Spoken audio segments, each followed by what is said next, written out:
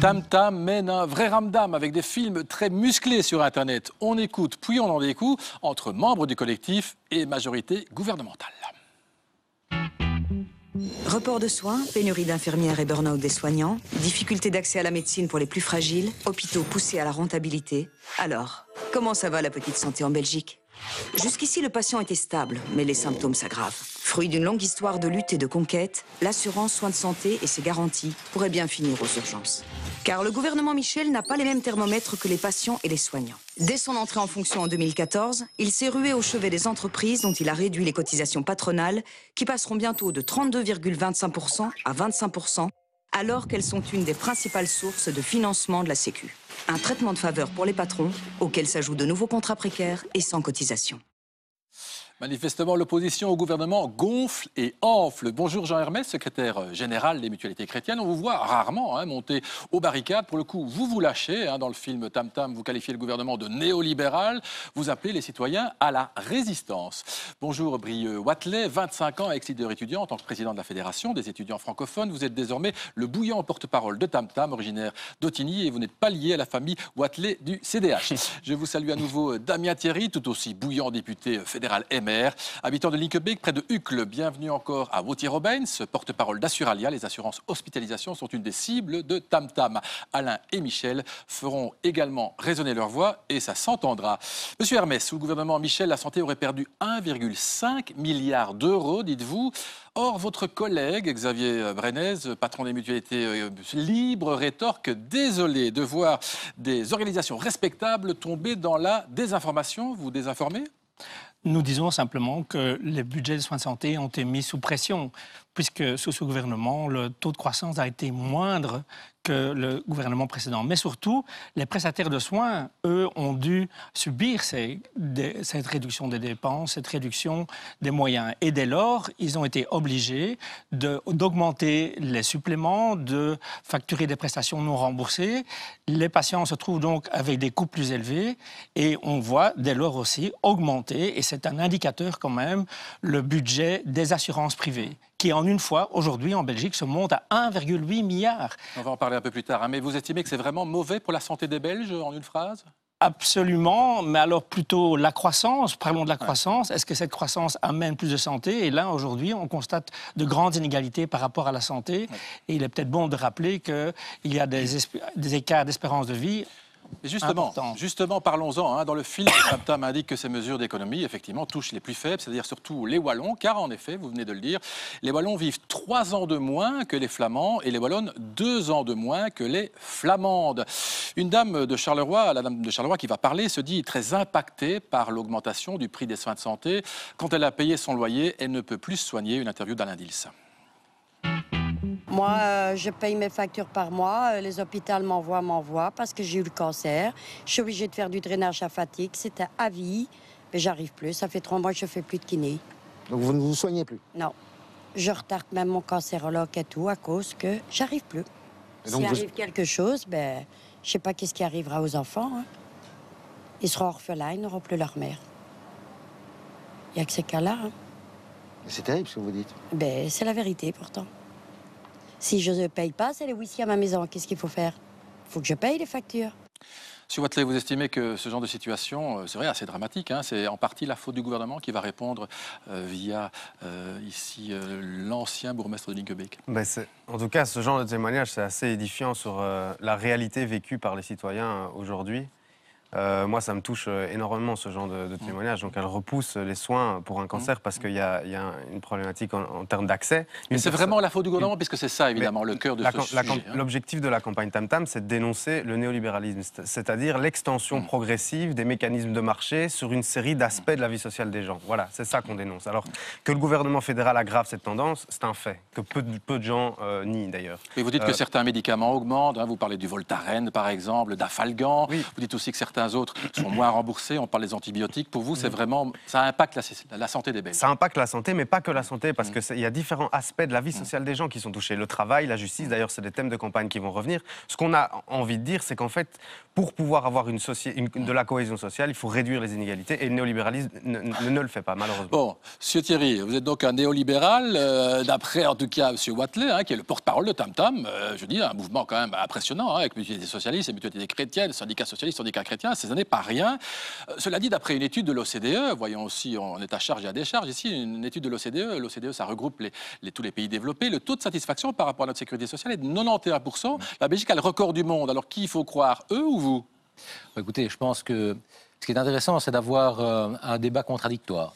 Je suis un petit peu surpris de la capsule vidéo de Tam Tam parce que tous les chiffres qui sont repris dedans, selon moi, ne sont pas les chiffres qui font office de réalité. 1,5 milliard en moins depuis que vous êtes au gouvernement, donc, depuis en tout cas M. Michel est Premier ministre. C'est exact, mais on n'explique pas ce milliard et demi en moins d'où il provient. Et par exemple, je peux vous dire que le patient n'est pas directement impacté par ce milliard et demi en moins. Ce qui est important aussi, c'est de dire, contrairement à ce qui est repris dans la capsule, que les dépenses en matière de soins de santé augmentent chaque année. Donc il n'y a pas de diminution, ça augmente. Non, bien entendu. Et donc, je donne l'exemple de 2017 où on est à plus de 500 millions d'augmentation de dépenses. Donc, on injecte l'argent nécessaire que pour pouvoir aider les patients. En 2018, on a 800 millions qui sont prévus. Et je voudrais dire aussi que depuis maintenant 2014, certainement, la part à payer par le patient, et ça, ce sont des chiffres qui viennent de l'APB et qui sont confirmés par l'INAMI. L'APB, ce sont les pharmaciens. Les pharmaciens. Donc, la part à payer par le patient est en diminution constante. Il y a une grosse différence. C'est pas du tout ce qu'ils disent, effectivement. Non, bien entendu. Et donc, c'est pour ça qu'il faut absolument mettre, et je vous encourage à poser la question ouvertement à la ministre, qu'il y a d'autres chiffres et qui montrent qu'en définitive, l'action du gouvernement est bénéfique aux patients. Maggie de Bloch viendra bientôt. Michel, Monsieur Hermès va peut-être... courte réaction de Monsieur mais Hermès. Que Michel le budget des soins de santé augmente, évidemment, mais il n'augmente pas... Donc alors pourquoi vous dites qu'il baisse? Mais il augmente de manière insuffisante, puisqu'on est en moins de 1% donc il augmente, mais pas assez. Réel. Mais oui, c'est ça, en fait. Par rapport à une évolution naturelle des dépenses, on a dû faire des économies et la pression a été mise sur les prestataires de soins. Et donc, oui, bien sûr, le patient directement par les tickets modérateurs n'a pas un budget en plus, mais c'est surtout par les suppléments, par la prestation non remboursée. Et c'est là alors que ça se marque dans les assurances. Mais ce n'est pas le message qu'on voit dans la capsule. Je pense que vous mettez le patient dans une situation où on lui dit, vous voyez, vous payez plus, et en définitive, c'est juste l'inverse. Mais non, il paye plus. C'est grâce il y a plus de médecins non conventionnés. Pourquoi est-ce qu'il y a plus de médecins non conventionnés? C'est parce qu'ils n'en sortent pas avec la pression qu'on leur a mis. Et donc, du coup, les suppléments augmentent. Et le patient... Voilà, non conventionnés, ça veut dire les médecins conventionnés, il y a un tarif maximum. Les non conventionnés peuvent demander plus à leurs patients. Michel et Alain. Mais Christophe, moi je pense qu'on vit une période de grande transformation. Et je vois des jeunes comme Brieux-Wathelet qui se mobilisent et qui se politisent, et je trouve que c'est très bien. Et puis je vois M. Hermès, qui n'est pas seulement dans son rôle de mutualiste, mais qui est aussi accessoirement président du centre d'études du CDH. Parti d'opposition fédérale. Donc je trouve que transcender ainsi les partis a quelque chose d'intéressant. Alors, évidemment, moi je me pose des questions. Il y a des arguments dans la vidéo, il y a des arguments justes, ils sont intellectuellement bien pensés, mais je me pose toujours la capacité du rapport de force. On a vu en Allemagne que les syndicats en 3 jours ont obtenu la flexibilité pour la semaine des 28 heures.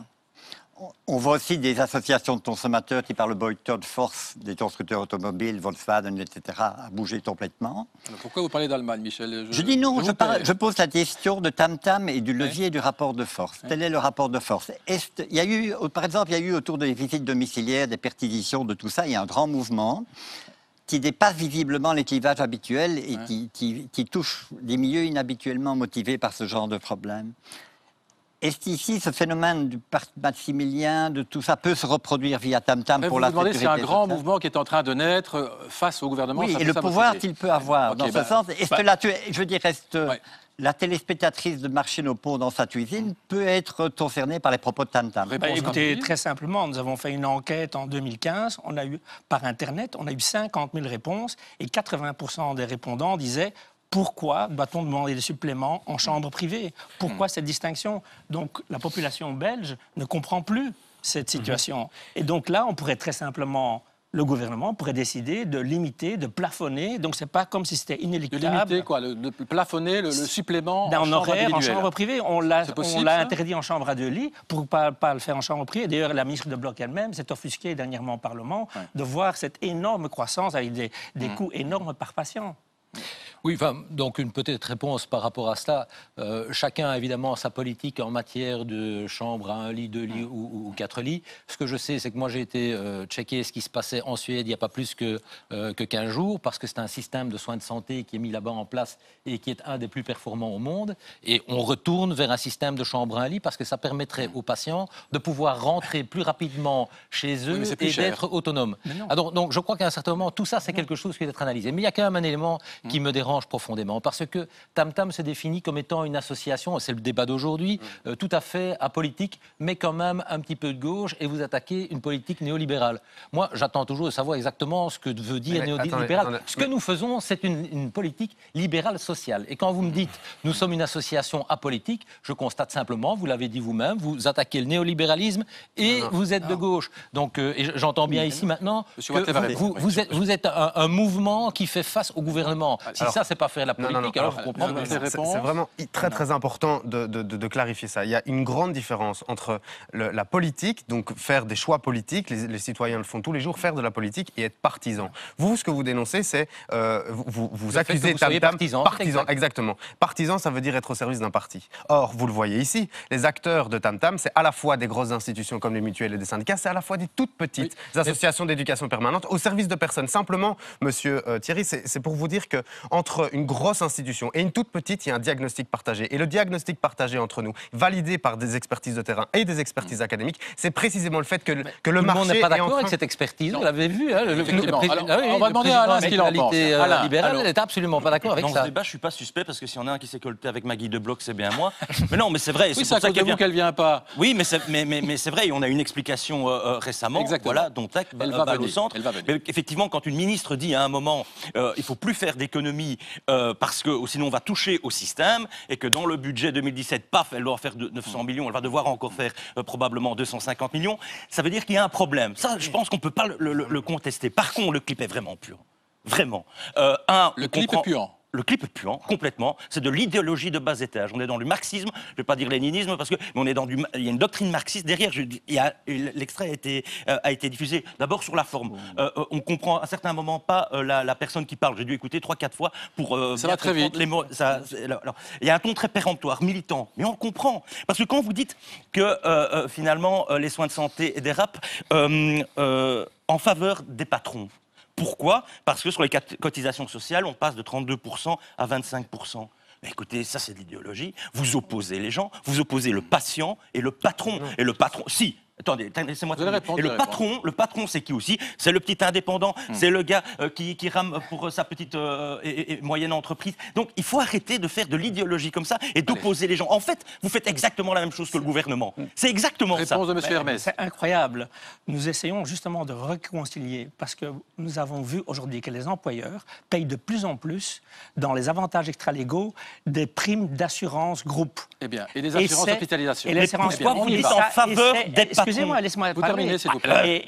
Et ce coût augmente de plus de 6% par an, bien plus que l'assurance maladie obligatoire. Mais c'est pas ce qu'il dit dans le clip. C'est ça qui est fantastique. Non, je parle des assurances privées. Eh bien, moi, je vous parle de ce qu'il y a dans le clip. Augmente et demandez aux gens, d'ailleurs, les primes qu'ils doivent payer. Vous induisez que les patrons profitent de la situation. Ceci introduit une médecine duale. Est-ce que c'est bon, la médecine duale ? Ceux qui peuvent payer l'assurance et ceux qui ne peuvent pas. Voilà. Et plus que ça, sur les constats, on peut être d'accord. Excusez-moi, certains médecins disent même, vous devez prendre la chambre privée pour être soigné. Ça nous conduit vers où, ce système de privatisation larvée ? Vers un moins pour le patient. Mais monsieur Hermès, vers un moins pour la sécurité sociale, patron et patient. Vers un coût supérieur pour les employeurs. Pourquoi vous les opposez ? C'est dans le clip. Un traitement de faveur pour les patrons. Le traitement de faveur concerne la réduction des cotisations patronales de 32 à 25%. Mais attendez, quand vous avez laissez-moi plus l'ISOC, pourquoi c'est un traitement de faveur ? Ce que nous on dénonce, c'est le fait que le gouvernement, dans le discours du gouvernement fédéral, de façon systématique et calculée et réfléchie, il y a le lien entre la réduction des cotisations patronales, une des sources très importante de Vous la allez vous en prendre aux consommateurs Une aussi. décision de la attendez, sécurité sociale, attendez, ce sont justement. effectivement ces cotisations. C'est les ce que vous cotisations dites. patronales. Et donc, Voilà. le discours du gouvernement fédéral, se dire la réduction des cotisations patronales crée l'emploi. Mais Or, c'est- ça, mais c'est tout à- absolument... c'est tout à fait exact, c'est Non, tout à fait en exact. 2014, en 2015, le tax shift existe. Ah, mais donc pas vous vous attaquez 61 pas 000 aux unités patrons, d'emploi qui sont 75 000 emplois créés. Voilà, Et c'est exact. oui, Ce mais discours-là, s'il vous plaît, ce messieurs, discours- Ce discours, Alors, on et va ce pas discours, revenir- vous en bon. prenez au patron, bon sang. Donc, ce qu'on- Messieurs, C'est ça que je ne comprends alors, pas. on va en venir aux C'est de assurances, l'idéologie. parce qu'on parle beaucoup des assurances. Faites de Et l'idéologie. Je crois que chacun a fait son point, et merci oui. pour ça, Alain. En parlant de ces fameuses assurances privées, c'est vrai, Tam Tam dit aussi que avant le patient payait 10% du prix de son traitement, aujourd'hui c'est 25%. Une des raisons, c'est donc l'augmentation du prix des assurances hospitalisation, c'est ce que vous dites. En plus, le fait d'avoir une telle association pourrait changer la façon dont on est soigné. Voici le témoignage à ce propos de Stéphanie Gomin, elle est journaliste pour cette émission, mais s'exprime là en tant que patiente. Il y a quelques années, j'ai été opérée des 4 dents de sagesse. À la fin de la réunion préparatoire, le spécialiste me demande si j'ai une assurance complémentaire privée. Je lui réponds que oui, grâce à mon employeur, j'en ai une. Sa réponse ? Parfait. Eh bien dans ce cas, je vais vous opérer moi-même et je choisirai l'anesthésiste qui m'assistera. Là, je vous avoue que sa réponse me laisse perplexe. Je me dis, mais si je lui avais dit que je n'avais pas d'assurance complémentaire, qu'aurait-il fait ? Je lui pose donc la question. Sa réponse m'étonne encore plus. Eh bien, ma petite dame, il faut bien que les étudiants apprennent. Il faut bien que les étudiants apprennent. Monsieur Robens, vous l'entendez, hein, les assurances hospitalisation ne sont pas bien vues de ce côté-ci de la table. On dit qu'elles augmentent et qu'en plus de ça, vous l'entendez, hein, ceux qui en ont une sont mieux traités. Votre réaction ? Je crois d'abord que les gens qui ont une assurance hospitalisation sont heureux, satisfaits d'en avoir une. Ça fait 9 millions de Belges qui sont couverts par l'assurance hospitalisation. 9 millions 9 millions de Total, Belges, avec d'une évidemment manière ou les d'une enfants. autre. Je crois que le plus grand groupe, ce sont les gens qui sont assurés par le biais de leur employeur, qui font donc partie de la collectivité qui est assurée au travers d'un plan Oui. qui a été mis en place. Oui. Mais restent les 2 millions, évidemment, qui ne sont pas assurés, qui sont sans doute les plus faibles. Alors, il y a 2 millions qui ne sont pas assurés. Je crois que là-dedans, il doit y avoir notamment un groupe de jeunes qui se disent l'assurance hospitalisation, ça ne me concerne pas directement. Mais je constate qu'il y a toute une série de produits dans le domaine de l'assurance hospitalisation. Donc, il y a les gens qui en ont une par le biais de leur employeur. Donc là, c'est le plan qui a été mis en place par l'entreprise. À côté de cela, vous avez des gens qui choisissent une formule qui est proposée par des organismes mutualistes qui présentent un certain nombre de garanties. Donc, Il y a vous des gens- défendez en tout cas très clairement. il y a des gens le qui modèle. vont auprès de compagnies d'assurance commerciales qui ne sont pas créées D'accord. par des entreprises mutualistes. Donc il y a toute une série de possibilités qui existent et qui permettent à une grande partie de la population d'avoir une couverture pour le Sauf reste à charge les 2 millions en cas question. d'hospitalisation. Parce que c'est vrai que dans le domaine des soins de santé, il y a les soins de santé qui sont liés à des hospitalisations et à des maladies graves, comme on en a entendu parler. À côté de cela, il y a également la prise en charge de ce qui est ambulatoire. Ça, c'est un autre domaine. Votre réponse, puisque vous dites, hein, Monsieur Hermès, finalement, c'est nous, les mutuelles, qui ferions mieux de gérer ces assurances qui coûtent très cher, notamment en frais d'administration. Oui, donc c'est les rapports même d'assurés qui le présentent. Les frais d'administration pour les assurances individuelles privées se remontent presque à 40%. Et chez vous 3% pour l'assurance obligatoire. Je crois qu'on Et mélange donc, des torchons et pas des du tout, serviettes. pas du tout. Parce que dans les 40%, L'administration de la sécurité sociale. Vous avez répondu, monsieur Robin ? Eh bien, l'administration de la sécurité sociale, c'est une activité des mutualités. À côté de cela, les mutualités ont de l'assurance complémentaire où les frais de gestion sont plus élevés que dans la gestion de la sécurité 15%, sociale. oui. Nous avons dans les assurances hospitalisation les assurances collectives où les frais de gestion 25%. sont... Non. Ou les- Bah non, oui, c'est marqué, c'est pas, pas moi sur qui les, l'invente. pas sur les collectifs, Mais si. sur les individuels, c'est plus élevé que sur les collectifs. 40%. Alors, les mutualités viennent chaque fois nous retrouver avec les frais de gestion qui Oui. ne parlent pas des assurances complémentaires, mais qui c'est parlent de la l'argent qui gestion sert de la pas à sécurité soigner les sociale. Alors, cette gestion de la sécurité sociale, c'est facile. C'est les employeurs qui perçoivent les cotisations. Les remboursements sont basés sur des barèmes de sécurité sociale. C'est pas savant. On va s'arrêter C'est là, pas mais de je sens l'administrer que à ce moindre débat coût. n'est pas fini. D'ailleurs, vous allez continuer, Tam Tam, à faire beaucoup parler de vous et on vous Mais Tam Tam réinvite ne devrait tous. pas se mettre le paravent de l'académie. Et c'est ça qui est dérangeant. faut Que donc vous montrer faites qu'on que est fassiez de la partisans avec politique. vous. Mais non, que vous fassiez de la je voudrais- politique, c'est très bien. Je rejoins Michel Henrion, c'est très bien. Et il faut continuer. Mais il faut être honnête. Allez, Et il y a un moment, je voudrais dire quand même- ah, nous, on fait des trucs je voudrais académiques quand alors même- que c'est de l'idéologie. Allez, un mot là-dessus. Je voudrais quand même juste dire De gauche que radicale, ce hein. que nous demandons, c'est un débat de société sur la croissance. La croissance, elle est bonne si elle est Vous avez régulée. raison, ouais, là-dessus, ouais. Si vous regardez le pouvoir d'achat et la richesse entre pays, par exemple, le Costa Rica par rapport aux je dois États-Unis, vraiment c'est vous un arrêter, cinquième monsieur plus Hermès. bas Bref. et l'espérance de vie est plus haute qu'aux États-Unis. Donc voilà, donc autrement Expliquez-moi. dit, on peut faire mieux ici, c'est ce que vous dites, et le gouvernement ne le dit pas nécessairement. Merci à tous, bonnes vacances pour certains d'entre vous.